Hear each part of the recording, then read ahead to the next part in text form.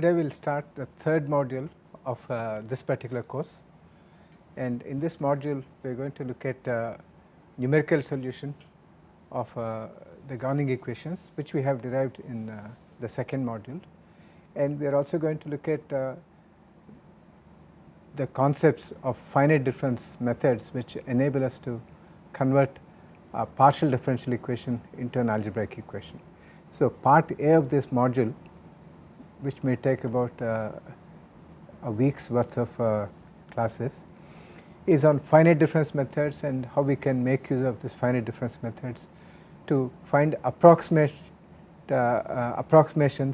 for the partial derivatives that occur in our governing equations. So, the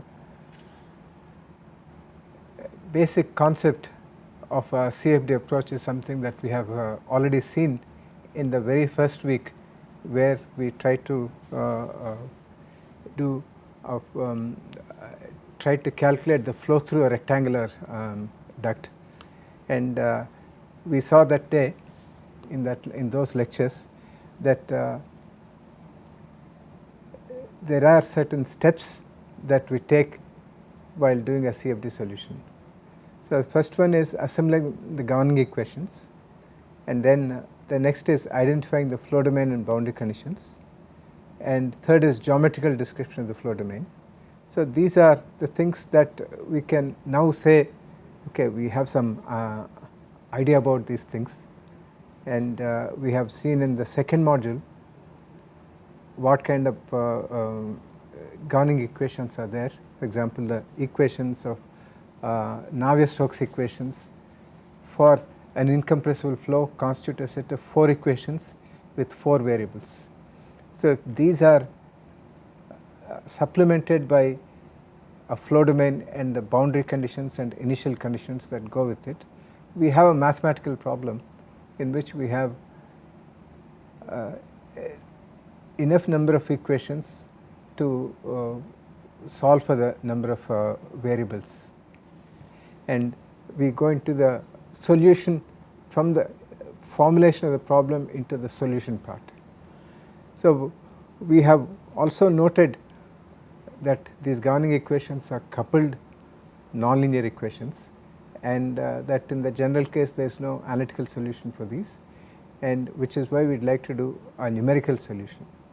So, when we do a numerical solution, we go away from trying to find the value of phi at any x, y, z, t into finding the value at grid points. So, this is where we have this idea of geometrical discretization of the flow domain, where we spread a large number of points throughout the flow domain, and at these points we would like to find the flow variables. And the flow variables are like the u velocity component, v velocity component, w velocity component, pressure, temperature, concentration, enthalpy, whatever else that is associated with the flow, and whatever else that can be derived from these things. For example, the shear stress, the heat transfer coefficient, the mass transfer coefficient, the net force acting on it, all these things are derived quantities, but we have a set of fundamental variables. For example, in the case of incompressible flow without any heat transfer of a simple single component fluid, we have 4 equations, the 3 momentum equations and 1 continuity equation describing the 4 variables u, v, w and p. So, we would like to find out the values of these variables at these points, grid nodes spread throughout the domain. So, once we have identified where we want to find the variables and what variables we want to find, then it comes to how to do this, how to find these things from the equations that we are giving. Okay. So, that aspect of this is what we are going to discuss in this particular part, and we make use of finite difference approximations to get an approximate equivalence for the derivatives that occur in the governing equations, and when we substitute these approximations, governing equation becomes a set of algebraic equations, and in the process we also make use of the boundary conditions. So, we are going to stress on the discretization of the governing equations on a given grid and incorporation of the boundary conditions together, and when we do this together we will get a system of algebraic equations, and we will go into the solution of those algebraic equations later. But the focus of this particular lecture and the coming lectures in this module is on the guiding principles which tell us how to do the how to write approximations for the partial derivatives using the finite difference approach, and what kind of approximations are admissible and what kind of approximations are not really the good way of going about it. Okay. So, we are going to look at the two concepts, two steps, the discretization of the governing equations and the incorporation of the boundary conditions. So, the outline for this set of lectures is that we look at the basic ideas behind the finite difference approximations, and we also touch upon the idea of deriving an approximation of a given order of accuracy, because we will see that there is no single unique approximation, there can be many choices, and accuracy is one parameter which distinguishes one choice of approximation from another choice. And obviously we would like our approximation to be accurate, and we would like to come up with a method by which we can write a finite difference approximation of arbitrary accuracy. We will see what we mean by accuracy and arbitrary accuracy. And once we do these two things, we will look at finite difference formulae approximations for higher derivatives, and we apply these basic ideas to an elliptic problem, and then we see how we can make use of these approximations to convert an elliptic partial differential equation into a set of algebraic equations. And then we touch upon time dependent problems which bring in additional complexities associated with writing the finite difference approximations. And finally we look at finite difference approximations on non-uniform meshes. So, non-uniform meshes are the ones that are practically used, but the basic ideas can be easily understood with a uniform mesh, and it is in this context when we talk about geometrical discretization of the flow domain. As far as the initial modules are concerned, we are looking at a simple Cartesian mesh. So, that is, we have a rectangular mesh with uniform grid spacing in the x direction and y direction, and therefore the boundaries of a flow domain are x equal to constant, x equal to constant, y equal to constant, and y equal to constant. So, they can be fit in a rectangular shaped flow domain. Okay. So, it is for something like this, it is pretty trivial to fit a uniform mesh with a delta x spacing in the x direction and delta y spacing in the y direction. If you know the width divided by the number of intervals that we have will give us the delta x, and similarly the height divided by the number of intervals in the y direction will give us delta y. And so, using this we can illustrate the basic concepts of finite difference approximations, and we can also look at why certain approximations are good and certain others are not good. So, all these things we will discuss with in the context of uniform mesh, but we will also touch upon how the finite difference approximations can be derived for non-uniform meshes. So, once we have gone through all these things, we will have a good idea of what kind of finite difference approximations are possible and how these can be substituted in a governing equations in order to convert them from partial differential equation into a set of algebraic equations. So, all this we will do in part A, but at the end of this part A, towards the end of this we will do one simple exercise to apply these concepts to typical problems that we have in fluid flow, and we show that the solution is not, the approximation is not so trivial as it sounds, not so straightforward as it sounds. There is much more that is required to be known in order to come up with a good approximation. So, at the end of that we will have understood what is what difficulties can arise in writing a finite difference approximation, and we will see that all the concepts that we are talking about here will not be sufficient for us to convert, to attempt a CFD solution straight away. There can be many pitfalls.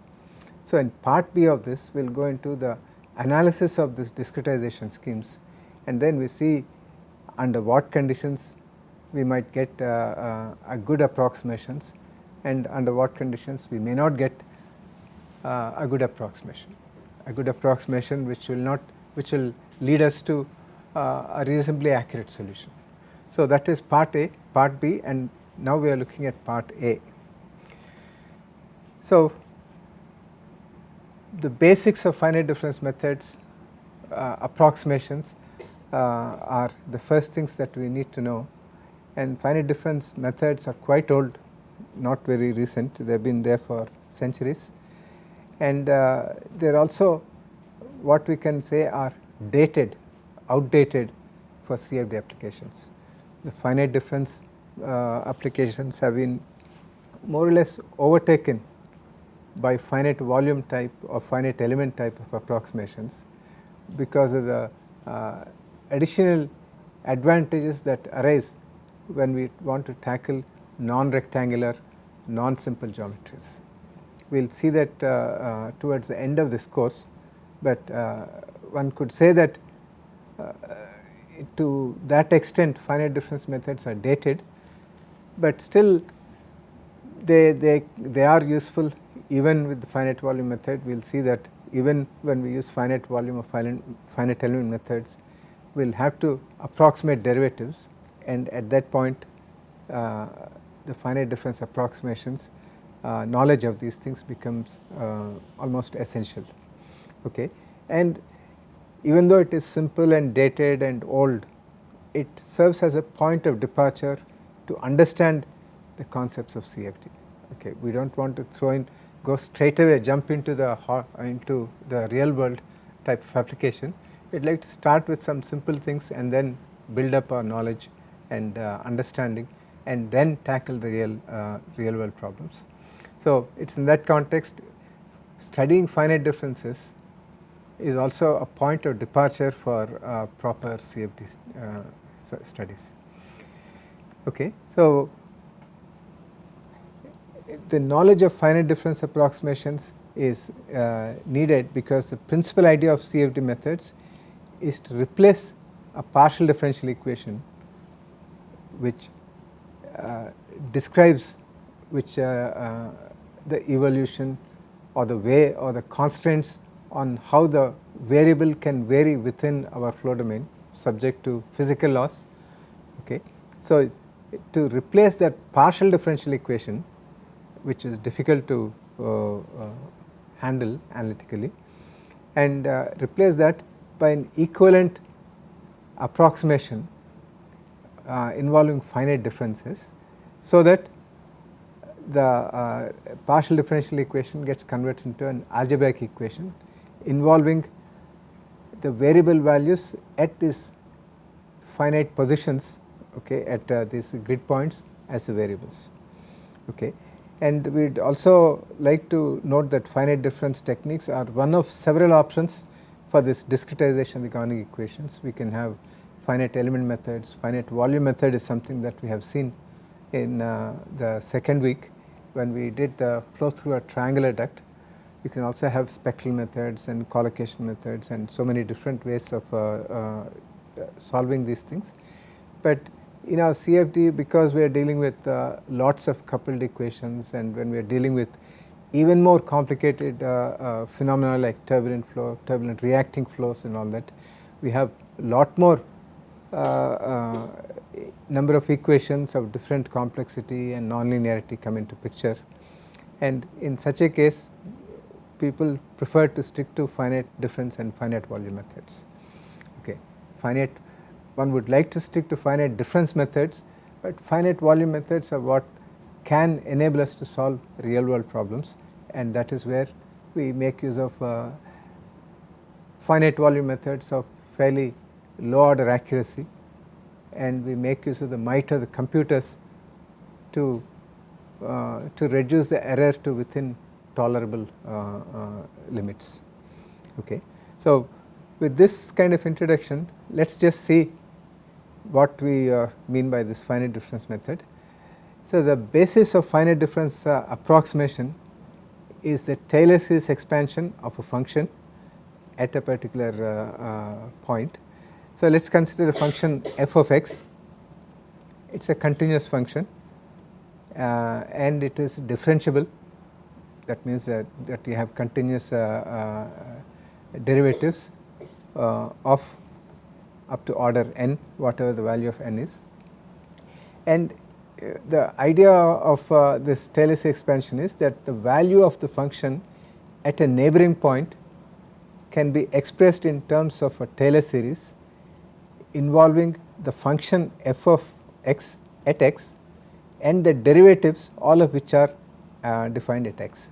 So, the value of the function f at location delta x, which is close to the point x, is expressed as the function value at x plus the first derivative evaluated at x, which is why I put this in red color to emphasize the point that the derivative is evaluated at x, not at x plus delta x, not at somewhere in between, it is evaluated at x times delta x plus second derivative again evaluated at x times delta x square by 2 factorial and plus so on, plus the nth derivative of x evaluated at x times delta x raised power n divided by factorial n and so on. So, this is a series expansion and this series expansion would converge provided delta x is small and f is differentiable and all these derivatives exist and they are continuous. So, when you have these conditions satisfied, then we have a converging series. So, what we mean by converging series is that although this can go up to infinity, after a certain number of these terms here, you have the first term, second term, third term, fourth term, like that. After a certain number of terms, the successive terms that follow that will become smaller and smaller in magnitude. So, if you take the 10th term, it is likely to be greater than the 11th term in terms of the magnitude and smaller than the 9th term. So, that the 11th term is smaller than the 10th and 12th term is smaller than the 11th, and so successive numbers, successive terms. And what we mean by term is that the nth derivative evaluated at x, the numerical value of that, times delta x raised power n divided by factorial n. The whole value of this whole term in magnitude becomes progressively smaller, so that it does not make that much difference if you add another 50 terms or another 100 terms. The cumulative effect of those last after a finite number of the forward terms, okay, the first terms is going to be small. So, in such a case we say that the series is converging. So, once you have a converging series, you can say that I will neglect, instead of writing this up to infinite number of terms, I can neglect the terms that are coming after n number of terms. Okay. And what is this n? This is up to you, and it depends also on how small delta x is. If delta x is very small, that is if x plus delta x is pretty close to x, then maybe the third term itself is going to be very small and you can neglect from third term onwards. or if delta x is large, then maybe it will take many more terms before you can get into the converging thing and the contribution of the higher terms becoming smaller and smaller. But if you have a converging series, then it is possible to write an approximation for the value of f at x plus delta x in terms of the value of x f at x and the derivatives.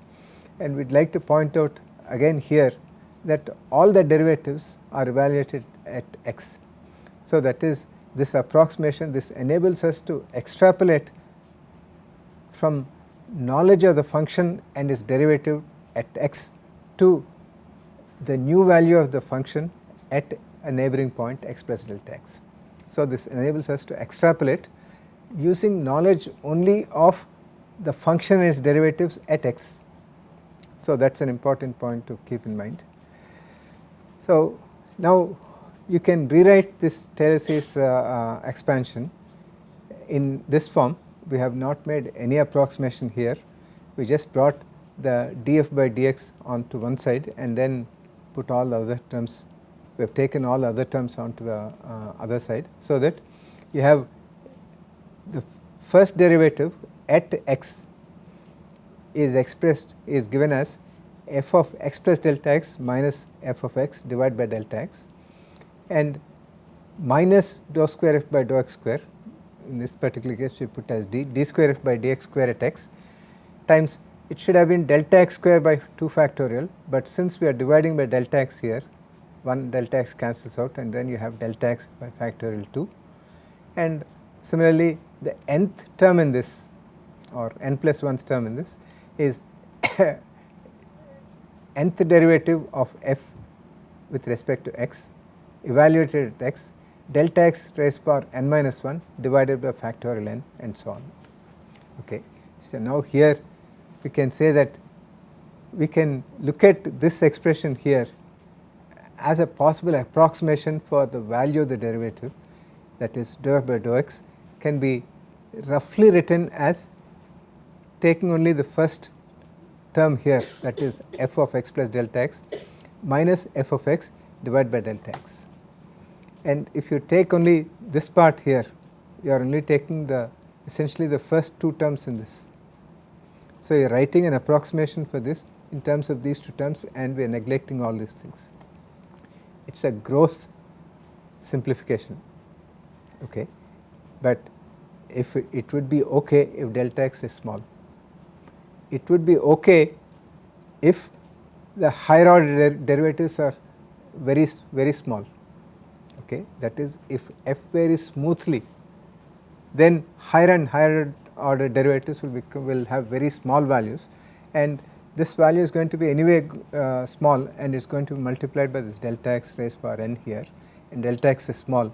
So, the contribution of this will decrease not only because you are raising the power of a small value, and not only because you are dividing by a factorial of an increasing number, but also because the derivative itself is a small value. So, in a smoothly varying functional space, it is possible for us to make these gross kind of simplifications and then neglect the contribution of all these things and then write an approximation like this. If our fluid flow, in many cases involving fluid flow and for example temperature, thermal diffusion type of problems, we expect a smooth variation. So, in such a case it is not such a bad thing, okay.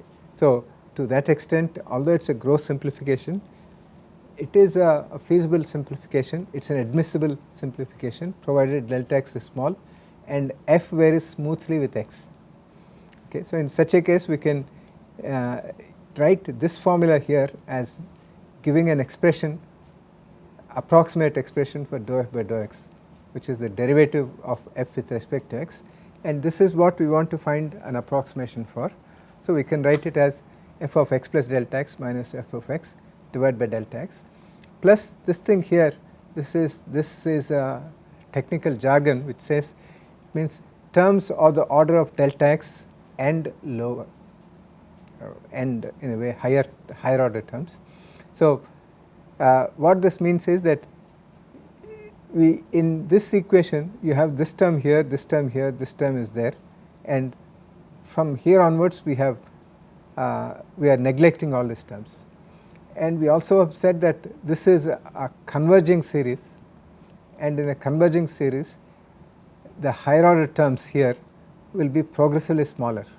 So the leading term, the term with the largest magnitude, will be the first term which is neglected in theory, provided delta x is small and f is smooth. Okay. So, and this term it depends linearly on delta x. Okay. So that is why this is what we mean by an order of the approximation here.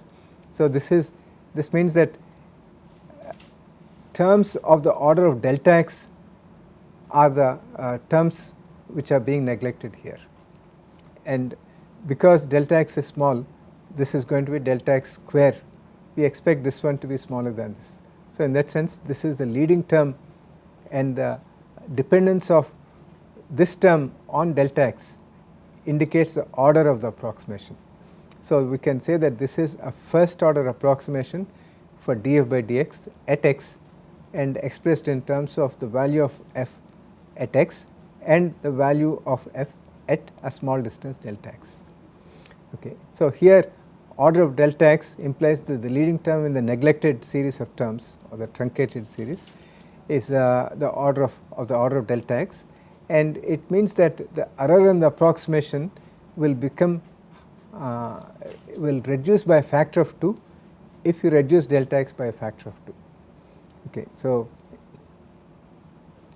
if delta x is halved, then the approximation error in the approximation will reduce by a factor of 2.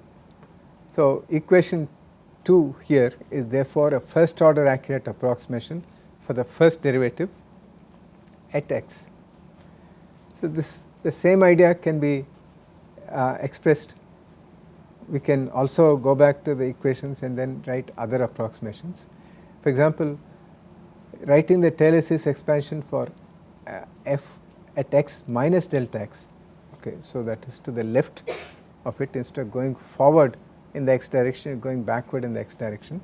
You can write f of x minus delta x as f of x minus df by dx again at x times delta x plus d square f by dx square at x delta x square by 2 like that. Okay. So this thing here has to be multiplied by minus 1 raised power n here, and so it is not always plus, it is alternating as minus plus minus plus minus plus like that, and that depends on whether this delta x to the power n here, when it is square it is even power, then it is plus, odd power it is negative.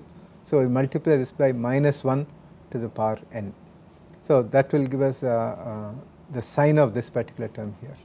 So we can in this case, because delta x is negative here, it is going to be alternating like this, and we can do just like what we have done. We can bring this to the left hand side and take this to the right hand side, and then we can write df by dx at x is equal to f of x minus f of x minus delta x divided by delta x, this is here, and then all these other terms will be d square f by dx square times delta x square by delta x. So you have delta x by factorial 2 and all that here.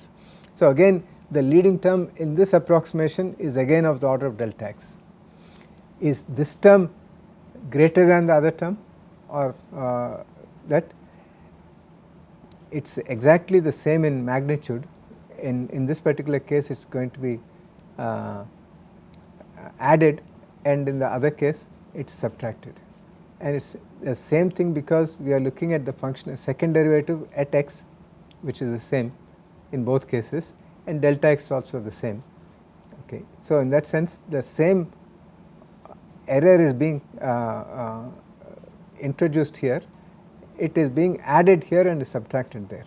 So in terms of the error it is the same thing whether it is this or that, but if the delta x is different, then obviously the error value will be different. So this is a different approximation involving f of x and f of x minus delta x. So, if you know the value of f at x minus delta x, then you can use this to evaluate the derivative, and if you know the value of f at x plus delta x and x, then we can make use of this.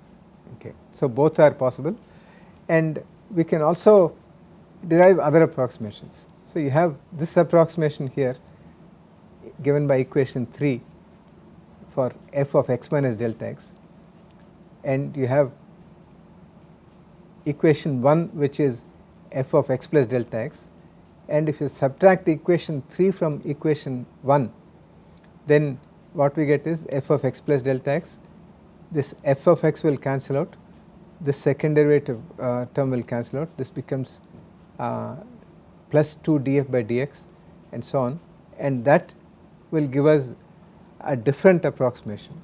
So, df by dx again at x is given roughly as f of x plus delta x minus f of x minus delta x by 2 delta x plus terms of the order of delta x square, because the leading term here, this term will cancel out and you have d3f by dx3 at x times delta x cube by factorial 3 divided by delta x, divided by this 2 delta x here.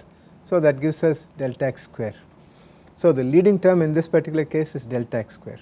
So, that means that this approximation is such that if you reduce delta x by a factor of 2, if you halve delta x, then the error will reduce by a factor of 4. So, that means that this approximation 5 given by equation 5 is better than this approximation, because you can reduce the error faster with the second order accurate approximation as compared to the first order accurate approximation. So, we can derive many such approximations. In the next lecture, we will put these things together and we will see what they mean, and then we will move on to further applications of this. We will look at how to derive an approximation for a first derivative or any derivative of any given accuracy.